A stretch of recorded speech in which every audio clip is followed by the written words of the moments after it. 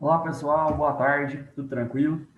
Eu estou aqui hoje para compartilhar com vocês mais uma aula da nossa disciplina de Construção Civil 1, certo?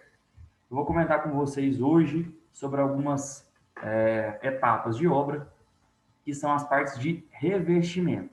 Nós vamos falar aqui hoje sobre revestimentos de parede e piso, ok? Eu já vou compartilhando aqui a minha tela com vocês.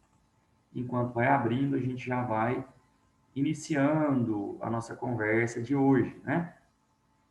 Pessoal, então assim, quando a gente fala de revestimento, né, já vem na nossa cabeça, eu acredito, pelo menos é comum, né, quando eu fazia essa disciplina, quando eu tive essas aulas sobre revestimento, a primeira coisa que vem na minha mente é assim, poxa, nós vamos falar sobre cerâmica e sobre porcelanato, né? Mas a gente vai ver aqui que não existem somente esses revestimentos, né?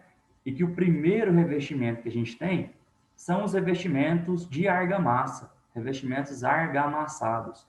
Por que eles são considerados revestimentos? Porque eles cumprem exatamente a função de revestir a alvenaria, né? Eles estão a cobrir a alvenaria, por isso eles são também chamados de revestimentos. Ok? Então nós vamos passar aqui hoje por revestimentos argamassados, revestimentos de gesso, e aí a gente chega nos revestimentos cerâmicos, que são os mais conhecidos aí e difundidos no mercado, né? Deixa só meu computador querer funcionar aqui, ele tá meia bomba, lento toda a vida esse meu notebook. Vamos lá, né?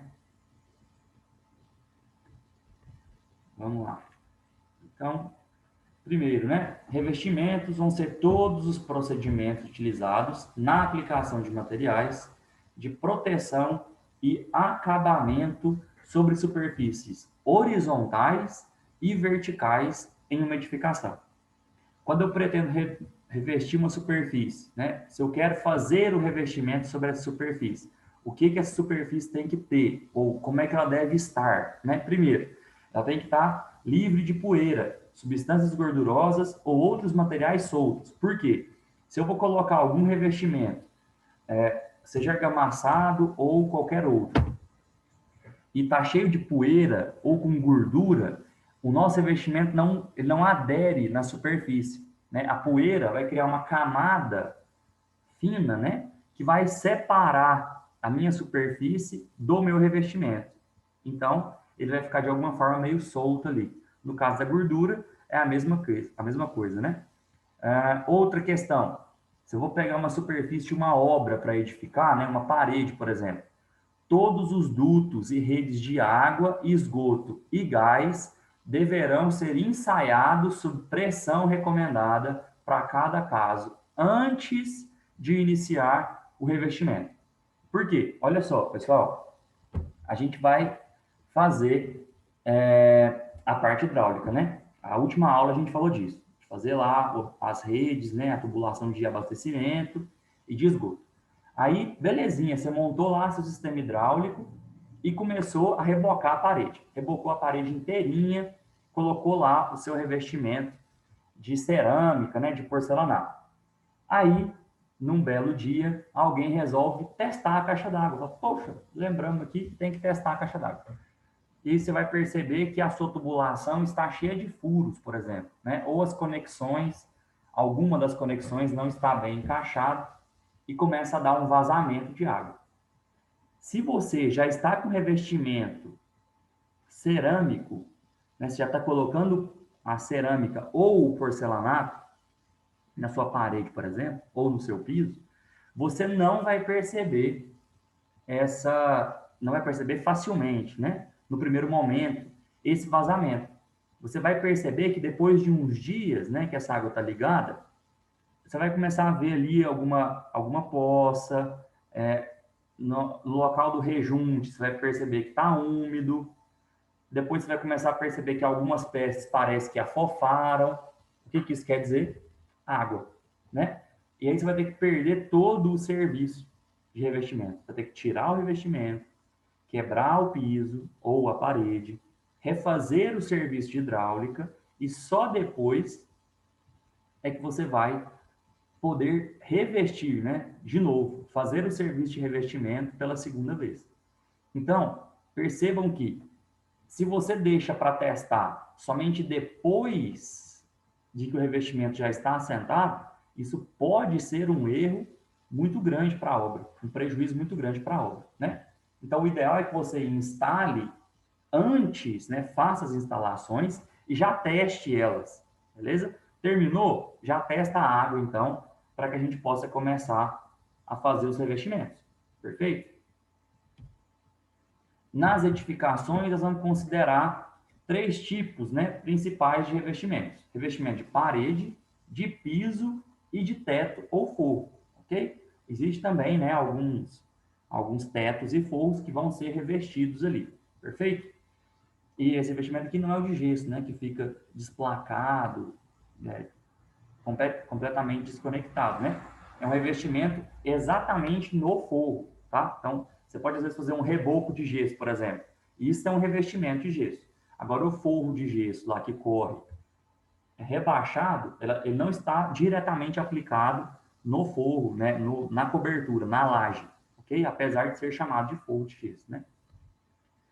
Em relação às paredes, pessoal, revestimento de paredes. A gente vai classificar os revestimentos de paredes em dois tipos principais. Então, as paredes elas podem ter revestimentos em parede externa ou parede interna, ok? E tem diferença entre as duas, né? Evidentemente. O revestimento de parede externa, ele tem que ser um revestimento que vai suportar algumas ações que os da parede interna não precisarão suportar, como por exemplo, as paredes externas estão sujeitas à ação do sol, do vento, da chuva, de algum impacto exterior, né? Já os revestimentos internos, eles não estão pegando sol diretamente, pelo menos não deveriam estar pegando chuva, nem vento, ok? Então, as intempéries estarão somente nos revestimentos de fora. Por isso, eles precisarão ter um cuidado a mais na hora da sua confecção, certo? Quais as principais exigências de funcionalidade que a gente tem para os revestimentos? Primeiro, a gente tem exigências de segurança. Segundo, de estanqueidade, ou seja, não pode ficar passando água, né, do meu revestimento, no meu reboco, na minha cerâmica, tudo mais, né? Termohigrometria, conforto acústico e tátil. Ela tem que respeitar uma exigência decorativa, garantir condições de higiene, tem que ser adequada ao uso específico, compatibilidade com os compartimentos da casa, tem que ser economicamente viável, a gente também tem uma exigência contra incêndio, contra água, contra calor, umidades e condensações, tem que ter um tempo de reverberação, tem que ter homogeneidade da cor, resistência à limpeza, a choques, atritos e água, tem que ter aderência, tem uma exigência geométrica, ou seja, quanto ao padrão de dimensões, uma exigência mecânica, então ele tem que ter alguma resistência mecânica e a abrasão, no caso de pisos, e resistência química. Ou seja, você não pode colocar lá algum materialzinho e ele derreter, né? Ele tem que ter alguma resistência a esses produtos químicos. Perfeito? Então, são várias coisas, né? Que os fabricantes, principalmente quando a gente fala de revestimento cerâmico, por exemplo, os fabricantes já devem ter testado e aprovado esses materiais. Em relação a outras exigências funcionais que a gente tem, né? Vamos ser mais específicos agora nas paredes externas.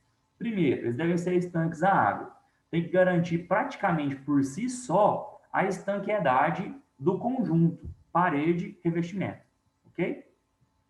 Tem que ser impermeável, né? Ele não pode deixar, de novo, né? Assim, é uma reafirmação, né, da questão da estanqueidade. Okay? Deve ser, de alguma forma, apresentar algum grau de impermeabilidade. Devem ser isolantes, conferindo a esse conjunto parede e revestimento uma espécie de separação, de isolamento mesmo, acústico e térmico. Ok? E tem que dar acabamento, né, pessoal? A gente tem que deixar a nossa parede com um aspecto que seja, no mínimo, agradável. Ok? Em relação agora às paredes internas. tem que ter, uma das exigências é a regularização. Elas vão proporcionar planeza, verticalidade e regularidade à nossa superfície. Então, você tinha lá, às vezes, né, uma parede ou um piso, né, imagine só, você vai lá, faz uma concretagem de laje, né? São vários pavimentos de laje. Quando você concreta a laje, ela não está completamente regular. Por mais que você tenha prestado bastante atenção no nível, o próprio concreto é um material heterogêneo, né? Então tem brita que está ali sobressalente e tudo mais. Então você vai ter que regularizar isso, né? Porque o concreto em si fica um material bem áspero, né? Então você vai precisar ali regularizar toda aquela superfície. No caso de parede, a gente tem também, né? A questão da própria alvenaria, às vezes ela está um pouquinho, o próprio tijolo, né? Tem alguma irregularidade de dimensões, torna isso um pouco irregular, né, de prumo e de nível, e aí você vai ter que regularizar essa superfície de tijolos, ok? Além disso, dá acabamento, né? Isso aí é uma das características comuns, né, entre os dois tipos de parede, tanto externa quanto interna. Tem que ser resistente à água, porque você vai lavar aquela parede, aquele cômodo, né? Você vai jogar água ali em algum momento da vida da casa, você vai jogar água em alguma parte da parede, nem que seja embaixo dela. E aí, imagine só, se jogou a água lá embaixo, né? Ou caiu água e aí a sua parede derrete, por exemplo. Não dá, né? Você tem que ter alguma resistência à água, certo? E também esses revestimentos devem ser decorativos, garantindo, né, proporcionando uma melhor estética dos cômodos. Em relação aos revestimentos argamassados, esses revestimentos, eles são procedimentos tradicionais da aplicação de argamassa sobre outras superfícies, ou seja, alvenarias e estruturas, certo? Então, você tem lá uma estrutura em concreto aparente, né? Você concretou lá um pórtico, né? Uma viga e dois pilares, vamos imaginar isso. E aí está com concreto aparente. Você fala, poxa, mas isso aqui não está tão legal, eu vou revestir ele, né? Vou rebocar. Aí você vai rebocar direto na estrutura. Ou se você tem uma parede, por exemplo, você vai rebocar a alvenaria, né? E uma parte da estrutura, enfim, ok? Esses revestimentos argamassados servirão, né, atuarão como uma camada de proteção contra a infiltração de água de chuva ou simplesmente como forma de acabamento mesmo. Okay? O procedimento tradicional é constituído de 3 camadas. Então, você vai fazer um revestimento argamassado, você vai lá, né, ter a sua alvenaria ou a sua estrutura, né? Você tem que aplicar 3 camadas. A primeira delas é o chapisco. Depois, o embolso. E, por último, o reboco. A gente comumente chama todas as 3 fases de reboco. Ou então, a gente chama de chapisco e as outras 2 a gente chama de reboco. Ok? Mas, na verdade, são 3 fases distintas. A gente vai ter chapisco, embolso e reboco. Perfeito? Beleza? Tá aí, né, um esqueminha na figura para representar para a gente. Falando um pouco mais sobre o chapisco, ele vai ser extremamente necessário quando a gente tem superfícies como alvenarias e estruturas, né? Uma superfície lisa, por exemplo, que essa massa de chapisco vai empregar nessa superfície lisa alguma aderência. Ele é um revestimento rústico que vai estar ali, né, todo assim, sobressalente, né, vai ficar aparentando umas garrinhas, e essa aderência proporcionada exatamente por essas garrinhas, ou por essa parte um pouco mais rústica, né, robusta, é que vai garantir a aderência do próximo material, né? Então, você vai ter lá um chapisco, por exemplo, e depois, quando você lançar a massa do embolso, essa massa vai aderir mais facilmente ao chapisco do que ele iria aderir se a gente lançasse diretamente sobre a alvenaria. Okay? Existem alguns vídeos, até alguns casos, né, reais, em aulas, por exemplo, que algumas pessoas mostram a diferença, né, entre uma parede ou então uma estrutura, né, porque isso aqui, assim, para parede tem muita gente que é nó cego, né, que acaba fazendo direto o embolso e reboco e pula o chapisco. Agora, para a estrutura, você vai concretar um pilar, por exemplo, ou você vai rebocar um pilar, por exemplo, é imprescindível que ele seja chapiscado, ok? Mas vamos pensar para os dois casos, né? Então, a gente vai ter lá vídeos mostrando paredes ou estruturas que foram somente, só tiveram a parte de embolso e reboco. E a outra que teve chapisco, embolso e reboco. Você percebe que depois de um tempo, essa primeira aqui, que só tem embolso e reboco, começa a afofar, começa, né, a apresentar algumas imperfeições e ela até solta do local. Fica fofo mesmo, né? E aí você vai batendo nela, ela quebra e solta da parede. Aí você vê lá o tijolo bonitinho, né? Só com uma sujeirinha ali de massa e o reboco saindo, né? O emboço e o reboco saindo completamente, desplacando completamente. O chapisco, por sua vez, vai garantir que essa massa esteja presa, né? Porque ele vai ficar lá, né, com seus dentinhos ali, e quando você lança a massa, é como se ela prendesse a massa posterior, ok? Então, o chapisco é uma argamassa de cimento e areia média ou grossa, que não precisa nem peneirar no traço de 1:3, ou seja, uma porção de cimento para 3 de areia. As principais funções do nosso chapisco, então, é uniformizar a superfície de forma irregular, né? Eu estou lançando sobre toda ela um chapisco irregular, regularizar a absorção de água da superfície que está sendo chapiscada, aumento da área de contato, então essas sobressalências que eu tenho estão aumentando a área de contato com o próximo revestimento. Aumentar, assim, a aderência e proporciona ancoragem da próxima massa. Já o caso do embolso, que é a segunda camada, é a camada que vai ter a função de isolar e dar acabamento, ok? A gente tem que ter em mente que esse acabamento aqui não é ainda o acabamento fino. Esse acabamento fino só virá na terceira etapa, ok? Mas ele já dá um aspecto acabado para a parede. A superfície deve estar previamente molhada. A umidade não pode ser excessiva, porque senão sua massa, quando você jogar lá, ela vai bater na parede e escorregar, ok? Se a gente lança sobre a base seca, né, está completamente seco, você vai lá e lança a sua argamassa. O que acontece? Essa base, mesmo com chapisco, vai chupar, vai sugar a água da sua argamassa e aí a sua argamassa vai ficar um pouco mais seca. Dessa forma, a tendência, né, é que ela desplaque com um pouco mais de facilidade. Deve ter uma espessura média de 1,5 cm a 2 centímetros, né? Pois em excesso, além do consumo inútil, a gente vai correr um risco dessa massa desprender. O que acontece, por exemplo, quando a gente tem uma parede que está fora de nível, né? Ela está fora de alinhamento, por exemplo. A parede está desalinhada. Vamos lá, vamos imaginar que está lá, né? 5 centímetros desalinhado.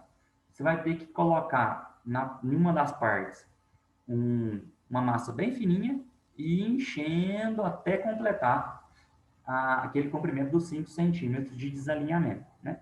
Se você tem lá 7 centímetros, 8 centímetros, para corrigir isso no reboco, é praticamente impossível, né? Por quê? Você vai jogando, você vai dando as cheias, né? A gente chama de cheia, esse lançar de massa, né? Então, você vai dando as cheias ali, logo, a sua argamassa já não está mais grudando, porque está sendo uma argamassa em cima da outra, né? Chega um ponto que ela fala, ó, amigão, não vou grudar mais aqui não, né? Não tem mais superfície de aderência, ok? Então, é bastante complicado ter que encher essa quantidade de espessura, né? Essa quantidade, esse comprimento todo, somente com esse tipo de revestimento, certo? Em relação à espessura desse revestimento, pessoal, a gente vai usar embolso em paredes internas entre 5 e 20 milímetros, em parede externa de 20 a 30 milímetros, tá? Então de 2 a 3 centímetros, e tetos internos e externos devem ser menores do que 2 centímetros, ok? A nossa tentativa no embolso é de buscar uniformidade. Para isso, o que a gente tem? A gente tem que garantir, né? A gente tem que ter algum rigor na hora do prumo e do alinhamento, porque senão seu embolso vai ficar todo torto. Tem que fazer o assentamento de taliscas. Eu vou mostrar para vocês o que são essas taliscas e em que elas vão nos ajudar. tem que fazer execução de guias e mestras e tem que ter bastante cuidado na etapa anterior, que é de assentamento de alvenarias, né? O que são as taliscas, pessoal? São pedaços de madeira ou cerâmica que vão fixar a espessura da minha camada de emboço, ok? É por elas que eu vou conseguir ter uma base de espessura para conseguir fazer todo o pano, né? Toda a área que será depois rebocada, né? Nessas taliscas eu consigo fazer a conferência de prumo, porque imagine só, né? Como é que eu vou conferir prumo numa parede que acabou de ser rebocada? Quando eu encosto o prumo, ele afunda, né? E aí já estou estragando o serviço, na verdade. Então, com a minha talisca, eu conseguiria ter uma parte sólida, né? Fixa, que eu consiga encostar o meu prumo sem deformar, ok? Deve ser assentada a partir da parte superior da parede, chegando até 30 centímetros do piso. Por que eu não posso encostar essa talisca lá no chão? Porque você vai ter depois que subir com o contrapiso, ou deixar uma parte destacada sem esse embolso, né? Para poder colocar os rodapés. Então, você vai deixar ali 30 centímetros do piso. Okay? Porque aí você pode colocar seu contrapiso numa boa, né? Fazer as quedas nele numa boa. E pode deixar o seu rodapé embutido sem maiores problemas. Perfeito? Então, tá aqui a imagem do que são essas taliscas. A gente tem ali, né, uma área, uma parede que foi assentado tijolos. O que a gente vai fazer? A gente vai colocar massa e fixar nessa massa que a gente lançou ali uma talisca. Essa talisca pode ser sólida, de cerâmica, perdão, ou um pedaço de madeira, desde que ele seja liso, né? Tenha a superfície lisa, perfeito? E aí depois você consegue, a partir dessas taliscas, medir o prumo, né? Conferir o prumo, conferir o alinhamento, tudo mais. Perfeito? Então tá aqui como que a gente realiza essa conferência de prumo. Eu vou lá, né? Eu, trabalhador, irei lá, colocarei o prumo na talisca superior, vou descendo a linha dele até a altura da talisca inferior. E aí eu vou analisar o meu peãozinho, né? Vamos dizer assim, esse cilindro que é o prumo efetivamente, né? E aí quando eu vejo a distância que eu tenho do meu suporte que eu estou segurando lá em cima, a espessura dele é a mesma espessura que eu tenho do conjunto prumo, mais um espacinho bem pequenininho que fica ali. Ok? Então, assim, eu consigo garantir que a minha linha está completamente retilínea. Perfeito? E eu posso ainda, né, colocar linhas. Se eu conferir, ó, medir, lá, coloquei a talisca, conferi o prumo, eu posso passar linhas para garantir o alinhamento do meu quadro, que será primeiro receberá embolso, depois reboco. Em relação às guias, eu fiz lá as minhas taliscas, né? Belezinha. E depois vou criar algumas guias. Essas guias são preenchimentos verticais entre as taliscas. Entre as taliscas. Então eu tenho lá, né, duas taliscas, eu venho aqui e encho essa parte entre elas. Perfeito? O espaçamento entre elas não deve ser superior a 2 metros, porque o pedreiro ele vai ter uma régua de pedreiro na mão dele, que vai ajudar ele a sarrafiar e a nivelar, né, a alinhar essa nossa massa que ele está lançando lá. Então, uma das maiores réguas, né, que a gente tem, é claro, tem régua de 4 metros, 5 metros, né, de pedreiro. Mas é comum que um pedreiro nessa atividade utilize uma régua de até 2 metros, beleza? Por quê? Facilidade de manuseio e a facilidade de caber em locais menores, ok? Então, às vezes, seu pedreiro vai te pedir até uma régua de 1 metro, porque assim ele consegue ir lá no banheiro, né, e fazer o serviço dele adequadamente, tá? A massa será lançada entre as guias até preencher o espaçamento entre elas. Depois, essas guias vão servindo de apoio para as minhas réguas. Por quê? Eu vou lançar a massa, vou apoiar a minha régua e aí vou sarrafiando, né, entre aspas, vou fazendo esses movimentos de para sarrafiar a minha massa e aí conseguir tirar o excesso de argamassa e deixar a minha parede mais uniforme, ok? Tá aqui as nossas guias, né? Como eu disse para vocês, essas faixas que a gente tem entre as taliscas, e aí depois eu vou passando a régua, né? Para conseguir alinhar a massa que foi lançada entre as guias, ok?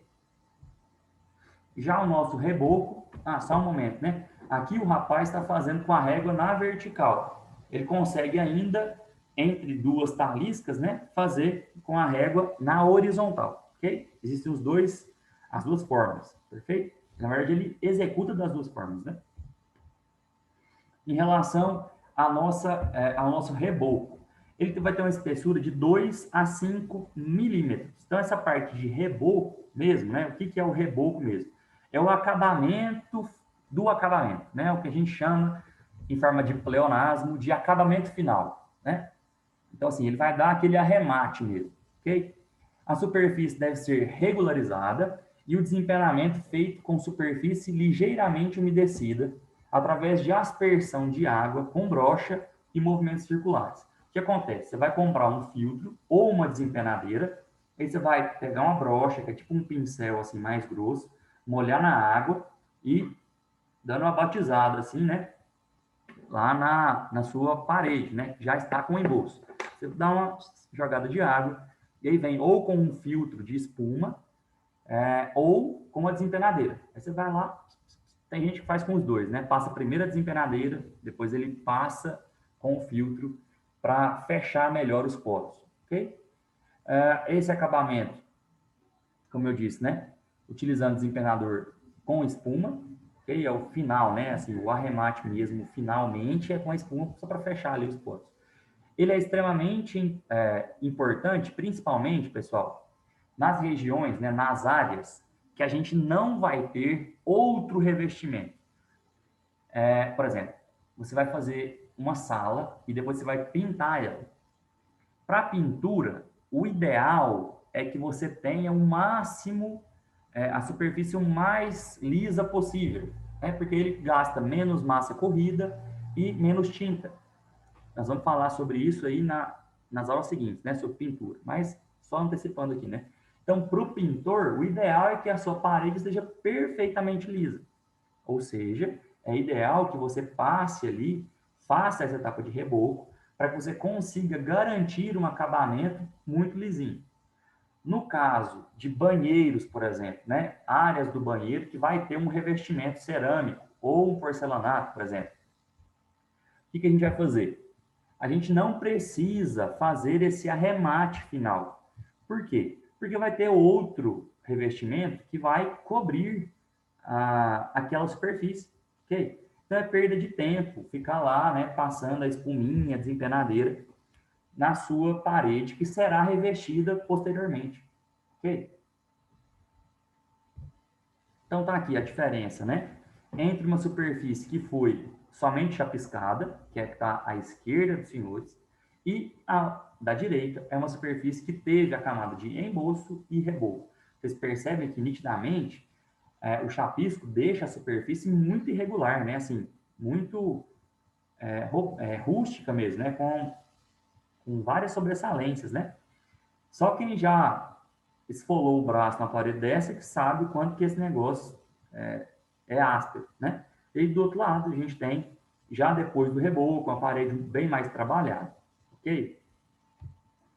Já em relação ao piso, então aqui nós falamos até agora de revestimentos de paredes. Essa segunda parte, né, segunda metade, nós vamos falar sobre revestimento de piso, ok? Vamos lá. O que é o contrapiso? É a camada intermediária de concreto ou argamassa que fica entre a estrutura da edificação e o revestimento do piso mesmo, né? Que a gente está chamando aqui revestimento de piso do acabamento, né? Do porcelanato, da cerâmica, ok? A espessura desse contrapiso deveria, né? Assim, Deus nos ajude a sempre fazer dessa forma, de 3 a 5 centímetros. Porém, é assim, né? Esse tipo de serviço é bem complicado. Por quê? Quando a pessoa faz concretagem de laje, por exemplo, ela não se atenta muito ao nível. E aí o que acontece? Né? Você tem uma laje toda irregular. Quando você vai fazer o contrapiso, tem alguns pontos que está dando lá 7, 8, 10 centímetros de contrapiso. Pessoal, assim, né? Vamos conversar aqui, só a gente. A gente está formando para engenharia civil. E aí, a gente tem que tentar pensar em formas de economizar o material, beleza? Aí lá, você já está fazendo o serviço de concretagem. Você já está lá com seus trabalhadores, com tudo bonitinho para realizar a concretagem. Não custa você colocar ali algumas mestras, algumas formas de controlar que nível você quer para cada parte da laje. Que é claro que você não vai ter a separação do cômodo como um todo, ok? Mas tente pelo menos deixar a sua laje toda nivelada, perfeito? Porque aí, o que acontece? Você deixando ela toda nivelada, a diferença de nível que você vai ter vai estar nessa faixa de 3, 5 centímetros, né? Sendo que a região de banheiro, áreas molhadas, né? Dentro do box do banheiro, por exemplo, vai ser a região mais baixa. E aí você vai ter dessa região mais baixa para uma região de tráfego, de corredor, por exemplo, cerca de 3 centímetros. Então, o seu contrapiso já vai estar numa medida muito bacana. Agora, o que acontece? O pessoal concreta lá de qualquer forma, né? Não tem nenhum controle sobre esse nivelamento do piso ou da laje. E aí a laje, né? Ela tá assim, né? Parecendo uma onda no mar. Então, quando a gente vai fazer o contrapiso, você vai ter pontos lá. Você vai ter que pegar o seguinte: o ponto mais alto vira o zero, né? E aí você tem que encher todo o restante. Por quê? Você não consegue quebrar esse concreto facilmente, né? Você vai quebrar uma laje? Não vai. Então você vai pegar o ponto mais alto da sua ondinha, né? E vai fazer aquele ponto ser o zero. E aí todos os pontos que estão para baixo terão que ser cheios. Então, às vezes, você tem uma área grande, né, que está toda rebaixada. E aí você vai precisar encher tudo de concreto, ou encher tudo de contrapiso. Ou seja, está dando um contrapiso lá de 10 centímetros, às vezes, né? Porque você não vai também deixar zerado, né? A parte mais alta. Você vai deixar lá 3 centímetros, e aí o restante fica bastante cheio, né? Fica com um volume bastante grande. Eu, assim que, no meu primeiro emprego, né? Eu fui tomar conta de uma obra como contratado, e o que acontece? A gente estava executando um sobrado, a construtora, né, executava um sobrado. E aí, quando a gente chegou, quando eu cheguei na obra, já tinha feito a etapa de contrapiso. Aí, o que a gente percebeu, né? O contrapiso na parte de baixo estava lá dando belezinha, né, com 5 centímetros. Alguns lugares precisou de 6, 7. Quando a gente foi reparar a parte de cima, a gente tinha 10 centímetros. Como é assim, você saía da escada e já tinha uma massa de 10 centímetros de contrapiso. Pessoal, é assim, isso é absurdo, né? Você ter 10 centímetros de contrapiso é jogar dinheiro fora, perfeito? Você errou e jogou dinheiro do seu cliente fora. Foi isso que aconteceu, beleza? Porque assim, dá para a gente minimizar esses efeitos com um bom acompanhamento, com uma boa equipe de mão de obra, perfeito? Então, fiquem bastante atentos nisso. É claro, né? Poxa, Vitor, então em nenhum caso eu posso ter 10 centímetros? Assim, o ideal seria que não, né? Mas, assim, em casos às vezes muito, muito, muito raros, o projeto pede isso, mas assim, é praticamente impossível, perfeito? E aí, mesmo se você tivesse essa altura tão grande, você não faria ela toda de contrapiso, né? Você conseguiria às vezes colocar um material de enchimento mais barato e fazer o contrapiso sobre esse material, ok? Então, o principal objetivo do contrapiso é nivelar o solo ou a laje para receber os revestimentos propriamente ditos, né, de cerâmica, porcelanato, tudo mais. Okay? O contrapiso também é feito para criar a inclinação adequada para as áreas úmidas e facilitar o escoamento da água. Gente, essa parte aqui é fundamental. Eu acho que todo mundo, sem exceção, já ouviu a história de alguém que foi fazer uma casa e aí falou para o rapaz assim, ó, o ralo vai ser para lá, ok? Vai ser lá naquela parede do fundo. Quando a pessoa chegou, né, estava tudo pronto, o ralo, a água corria para o lado contrário. Então, gente, esse erro é assim, ele é crasso, né? Assim, ele é juvenil praticamente, né? A gente não pode deixar que esse erro passe, ok? É preciso que haja acompanhamento e vistoria da parte de engenharia, né? Para que o seu pedreiro, né, não erre nesse serviço tão fundamental, ok? Porque se você tem, imagine só, já foi revestido o negócio, né? Tá com piso já, aí você tem que tirar todo o piso, quebrar o contrapiso, e aí refazer tudo de novo. Nossa, gente, é uma dor de cabeça sem tamanho. Eu, assim, me dá tremedeira só de imaginar. Então, vocês, né, que estarão aí daqui a pouco no mercado, já são quase engenheiros civis, acompanhem esse tipo de serviço de perto, perfeito? Porque esse contrapiso tem que deixar a queda da água, né, a inclinação adequada para que a água escoe para o local adequado, que aqui será o ralo. Perfeito? Em relação às etapas de execução do nosso contrapiso, como é que a gente faz? Primeira etapa, eu preciso limpar o local. Então, antes de iniciar o processo de contrapiso, eu vou fazer uma limpeza, tirar restos de argamassa, material que está grudado do reboco, né, que às vezes caiu. Vou tirar a poeira, tentar dar uma varrida boa naquele local, perfeito? Se necessário, utilize alguma alavanca ou ferramenta para quebrar alguns resíduos mais duros que tenham ficado ali, ok? Depois, a gente vai fazer a impermeabilização, ok? Principalmente, pessoal, essa impermeabilização deve ser feita e feita com cuidado para áreas molhadas, ok? Se eu tenho lá um banheiro, uma cozinha, uma área de serviço, essas áreas devem estar impermeabilizadas, ok? E aí, em caso de banheiro, em caso de cozinha, de área de serviço, você não vai impermeabilizar somente o piso, você também precisará impermeabilizar a parede. É claro, né, é evidente que você não vai impermeabilizar toda a parede. Imagine só, né, você tem uma pia na altura de 1 metro, 1,10 m, aí você vai impermeabilizar tudo. Não vai, não é necessário, né? Então você vai impermeabilizar numa altura padrão, cerca ali de 1,5 m de altura, ok? Então você vai fazer o serviço de impermeabilização nessa área, ok? E aí, pessoal, você vai impermeabilizar tanto as paredes, por exemplo, né? Ah, Vitor, eu tenho uma cozinha e ela é bem grande.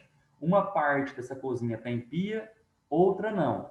Eu preciso impermeabilizar tudo? Não. A parede que não tem ponto de água não precisa ser impermeabilizada, apenas o chão, ok? Então, você vai impermeabilizar as paredes que terão contato com água. No caso de banheiro, a gente impermeabiliza tudo, ok?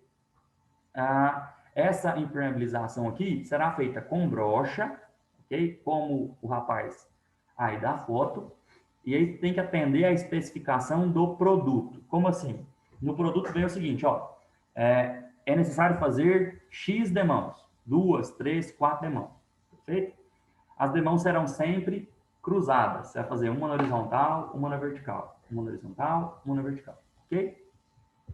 E você vai ter que ficar atento que a quantidade de demãos vai te dar um consumo de material, ok? Então, quantos pacotes, né, quantas caixas de revestimento, de impermeabilizante eu vou precisar comprar? Ué, depende da sua área, né? E depende do consumo do seu material, ok? Então, cada fabricante vai ter lá atrás da caixa uma tabelinha de consumo. Você vai, analisa ela, vê qual o seu consumo por demão, quantos metros quadrados você consegue fazer, e aí você vai e compra a quantidade adequada de caixas, perfeito?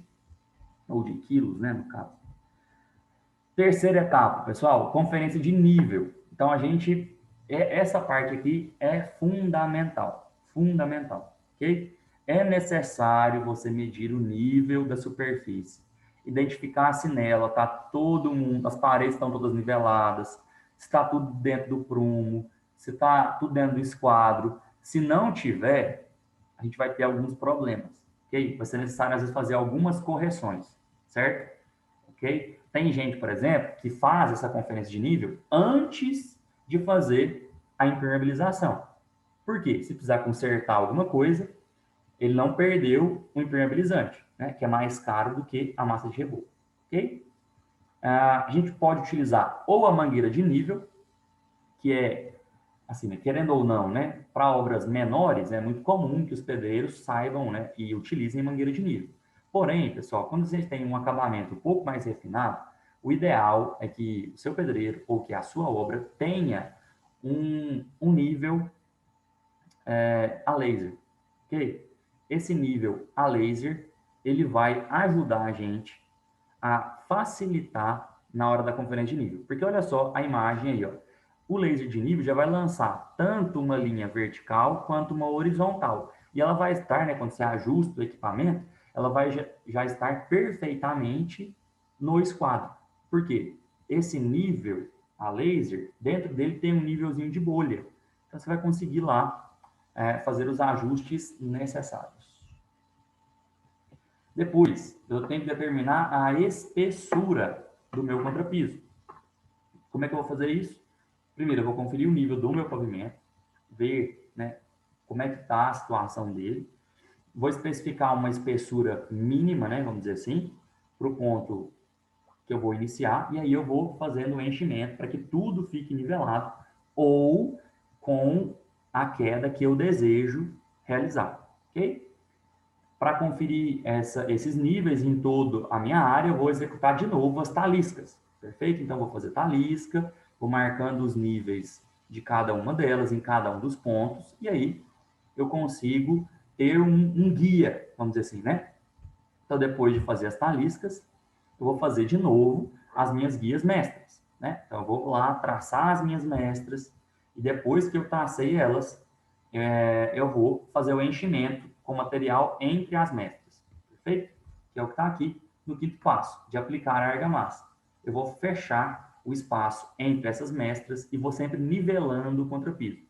É necessário, pessoal, porque assim, ó, quando a gente está trabalhando com contrapiso, a gente utiliza uma massa mais seca, que é chamada de farofa, ok?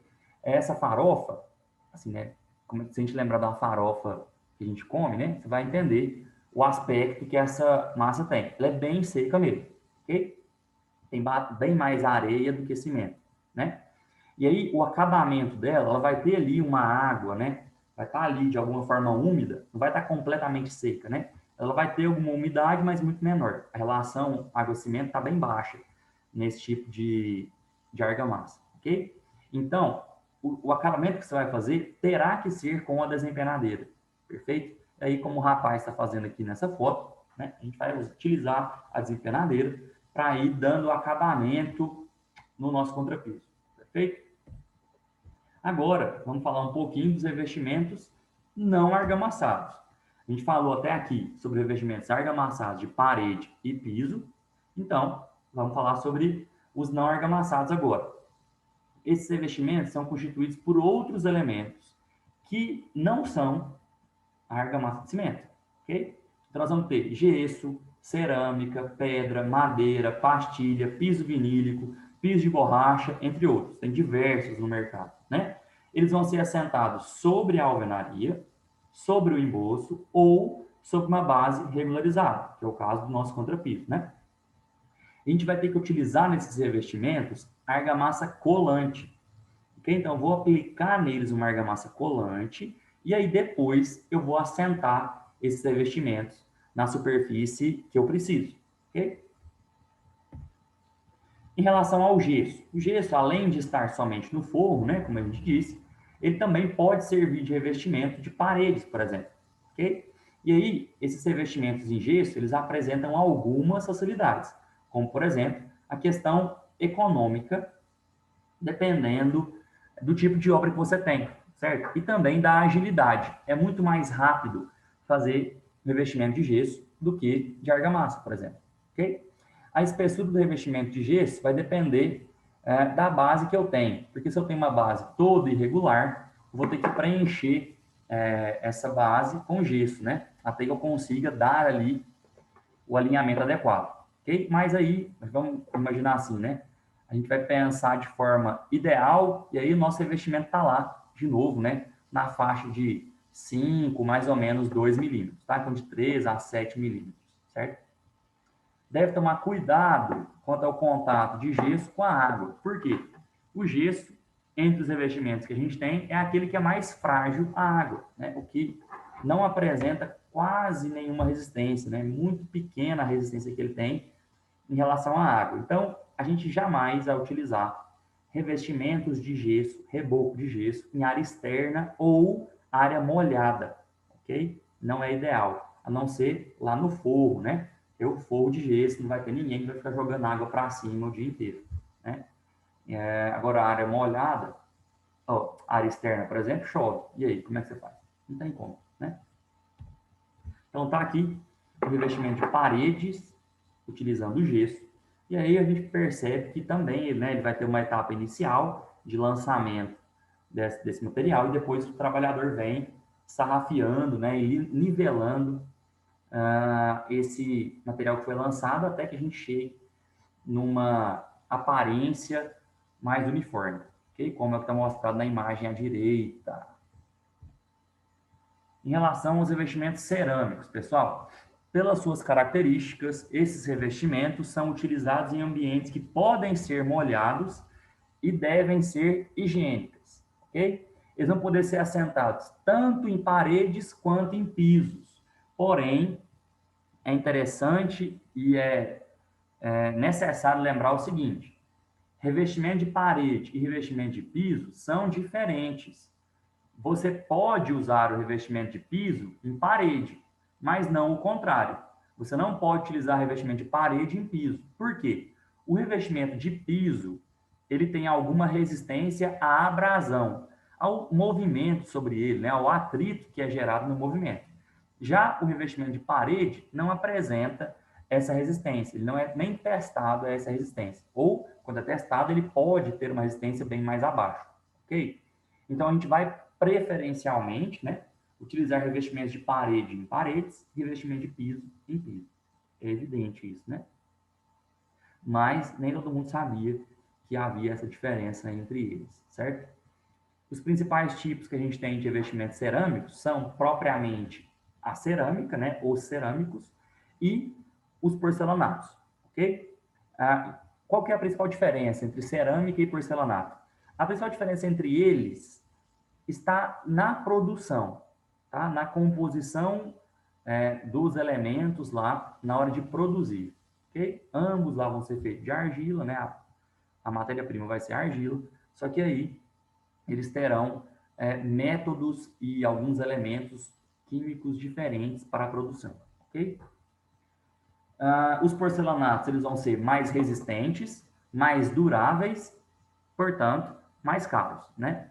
Tem muita gente que acredita, né? Eu inclusive, que os porcelanatos são mais bonitos do que as cerâmicas, né? Então, a gente sempre vai utilizar cerâmica para algumas situações onde o recurso já não é tão grande assim. Eu preciso dar uma economizada e aí, ou então acho uma cerâmica muito bonita, que me agrade, né? E tudo mais, tá? Os porcelanatos podem apresentar juntas, que é o espaço entre as peças, menor do que a gente teria nas cerâmicas. É interessante lembrar que esses espaços que serão rejuntados, né? Eles devem ter um espaçador, ok? Ninguém vai fazer essas juntas de olho. Okay? Ah, não, eu acho que aqui tem 2 milímetros e é isso aí mesmo.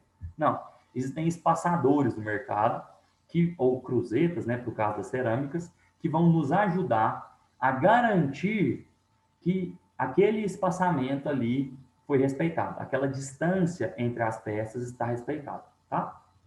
O porcelanato vai apresentar maior facilidade de manutenção e limpeza.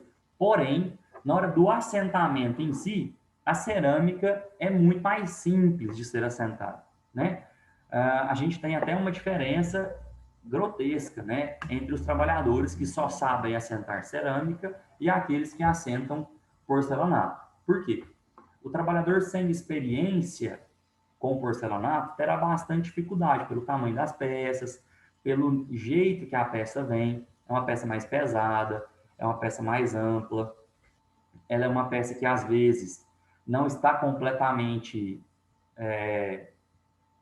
regular, ela apresenta às vezes a parte do fundo dela às vezes está meio emborcada, né? E aí o rapaz tem que ter alguma malícia na hora de assentar, perfeito? Além disso, né?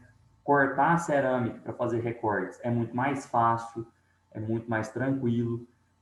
Já para o porcelanato, a gente tem um material muito mais rígido, né? Que o corte, ele é muito mais complexo. Se a pessoa não tiver, por exemplo, equipamento adequado de corte, ela foi cortar na mão, na lixadeira, né? O porcelanato ele vai sendo todo quebradiço, então o cara tem que ter muita experiência para fazer. Ok? Então, não é a mesma coisa. Se alguém vier para vocês, né, com um papinho lá de que não, eu assento qualquer coisa, assento cerâmica tem 20 anos, porcelanato é a mesma coisa, não caia nessa, ok? Os nossos porcelanatos, eles podem se dividir em dois grandes tipos, né? Acetinados e polidos. O acetinado é um tipo de porcelanato que vai apresentar a superfície esmaltada. Ela vai ser lisa, fosca e sedosa, muito utilizada para áreas internas ou externas com cobertura. Já o polido vai apresentar um polimento sobre a superfície, que vai conferir mais brilho a esses materiais, ok? Eu até tentei trazer aqui duas imagens comparando os dois, mas eu acho que não ficou tão legal assim. Né? Se vocês pegarem duas peças desses materiais, né, um porcelanato polido e um acetinado, vocês vão perceber nitidamente que o polido apresenta um brilho maior do que o acetinado. O acetinado é meio fosco, ok? É meio não, né? Ele é fosco. Em relação, pessoal, para a gente já ir para a parte final da aula, em relação à argamassa que a gente utiliza para assentar esses materiais. A gente vai ter alguns tipos de argamassa no mercado. Essas argamassas que eu estou falando são aquelas que a gente compra em loja, né? Que são específicas para assentamento de revestimentos, ok? Não é aquela que a gente faz na obra, tá? Aquela argamassa de areia, cimento e água, tá bom? Não é essa de assentamento de blocos, ok? Ela é uma argamassa colante, ok? A AC1, pessoal, é a mais barata que a gente tem no mercado. Ela vai ser indicada apenas para cerâmicas na área interna, ok? Então, você tem a aplicação de cerâmica em área interna, pode usar a C1 sem problema. Não deve ser utilizado em superfícies de estufa ou sauna. Por quê? Além de ter umidade, tem alta temperatura. E aí, essa argamassa vai perder o seu poder colante e suas peças vão afofar, pode até desplacar, ok? Quando o tamanho da peça for igual ou menor que 30 por 30, é orientada a aplicação de camada dupla, ou seja, na peça e na superfície, ok? Já a nossa AC2, ela é um pouco melhor do que a AC1. Ela vai ser bastante aderente e é recomendada para ambientes internos e externos. Ela vai resistir a algumas variações climáticas, né, como chuva, vento, sol e tudo mais. Podem ser utilizadas em pisos e paredes e, em alguns casos, até em fachadas, ok? Mas, atenção, né? Se você está utilizando porcelanato, observe se a argamassa escolhida é indicada para o tipo de revestimento. Por quê? Existem alguns porcelanatos que são muito grandes, ou o local de aplicação dele é um local meio complicado. E aí, a argamassa AC2 não conseguirá ter um poder colante suficiente para aderir àquela peça junto à sua parede, né, ou seu piso, ok? Então, gente, é crucial que a gente entenda certinho, pesquise para escolher a argamassa adequada, ok? A gente tem ainda, né, a argamassa AC3. Essa argamassa C3, ela é extremamente resistente, uma das melhores que a gente tem no mercado. Ela vai ser indicada para piscina, sauna, churrasqueira. A gente utiliza ela em área molhada praticamente assim, normalmente, né? Você usa em áreas molhadas como um todo, ok? Pode ser aplicada em fachada, então na área externa lá você pode colocar seu revestimento com a C3. O que muda, né, entre a C1, a C2 e a C3 é a quantidade de polímeros que eu tenho inserido dentro da mistura. Esses polímeros, né, que vão ajudar a essa argamassa a ter mais flexibilidade e maior aderência à superfície do porcelanato e a da parede, ok? Então, pessoal, assim, muito construtor acaba querendo economizar na argamassa, perfeito? Por quê? A diferença de preço é muito grande, né? vamos supor, uma argamassa AC1 é lá R$ 15, R$ 20, eu não lembro agora. A argamassa C3 é 40, é 30, 35, R$ 40, R$ 48. Então, assim, a diferença é muito grande, ok? Porém, por exemplo, né, você vai assentar uma piscina, ou uma churrasqueira, ou uma fachada. Não adianta você colocar a argamassa mais barata, os modelos anteriores, porque o seu serviço vai dar problema. Assim, isso é sem dúvida, vai dar problema, ok? Então, tenham bastante critério, né, na hora dessas escolhas, correto? A quantidade de argamassas, pessoal, que a gente vai precisar, vai depender do consumo estabelecido pelo fabricante na embalagem do produto. Como é que a gente calcula isso aí? Primeira coisa, eu vou precisar levantar a área que eu quero revestir. Imagine lá, né? Tem uma parede, eu quero revestir ela. Qual que é a área que será revestida? Será a parede toda? Sim. Qual que é a área dessa parede, então? Beleza? E aí eu vou dividir essa área total que eu quero revestir pela área de uma peça. Ok? Então, eu tenho lá a peça, né? Uma parede de 3 por, sei lá, 4 por 5, né? Para ficar 20, beleza? E eu tenho o meu porcelanato de 1 metro por 1 metro. Vamos imaginar isso, né? Um porcelanato bem grande, de 1 por 1. Ah, Vitor, nem tem no mercado. Beleza, eu estou só inventando aqui para facilitar o exemplo, né? Então, a gente tem lá 20 metros quadrados de parede e o meu porcelanato tem 1 metro de comprimento e 1 metro de largura. Logo, a área dele vai ser 1 metro quadrado. Se eu pegar os 20 metros quadrados de parede e dividir pela área de uma peça, que é 1 metro quadrado, eu teria a quantidade de 20 peças. Ok? Bem simples, né? E aí, como a gente está trabalhando principalmente com revestimentos que são caros, é interessante que a gente desconsidere vãos, ok? Por quê? As suas paredes, as suas portas não serão revestidas. As suas janelas também não, né? E aí a gente sempre, né, pessoal, isso aqui é para todos os materiais que a gente for comprar, a não ser que sejam itens muito específicos, né? Mas sempre que eu tenho algum perigo de perda, eu preciso comprar uma margem a mais, uma margem de gordura. Ok? Então, eu coloco lá 10%, 15% em cima do seu quantitativo calculado. Ok? Pessoal, por hoje era isso. Espero que tenha sido proveitoso para vocês. Eu vou lançando os vídeos aqui e a gente vai se comunicando para chegarmos, né, até o fim da nossa disciplina. Perfeito? Pessoal, muito obrigado. Até a próxima.